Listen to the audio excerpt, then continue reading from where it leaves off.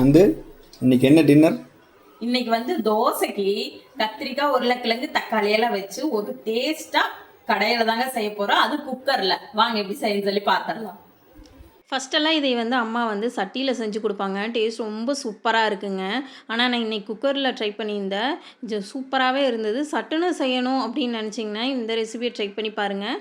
குக்கரில் கத்திரிக்காய், உருளைக்கிழங்கு, தக்காளி, வெங்காயம், மிளகாத்தூள், மஞ்சள் தூள், உப்பு, அதுக்கப்புறம் வந்து கருவேப்பிலை தழை, தண்ணி, இஞ்சி பூண்டு பேஸ்ட்டு இதையெல்லாம் ஆட் பண்ணி குக்கரில் மூடி போட்டு ஒரு 2 விசில் விட்டு இறக்கிக்கோங்க. இறக்குனா இந்த மாதிரி சூப்பராக வெந்து வந்துடும். இதில் வந்து நம்ம பருப்பு கடையிற மற்ற வச்சு நல்லா மசிச்சு விட்டுக்கலாங்க.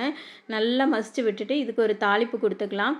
எண்ணெய் ஊற்றி கடுகு, கருவேப்பிலை போட்டு நல்லா தாளிச்சிட்டு நம்ம மசிச்சு வச்சுருதுக்குள்ளே ஆட் பண்ணி நல்லா மிக்ஸ் பண்ணி விட்டுட்டு நல்லா சுட சுட மெத்துன்னு 2 தோசை சுட்டு இதோட வச்சு சாப்பிட்டிங்கன்னா ரொம்பவே சூப்பராக இருக்குங்க. மறக்காமல் ட்ரை பண்ணி பாருங்கள்.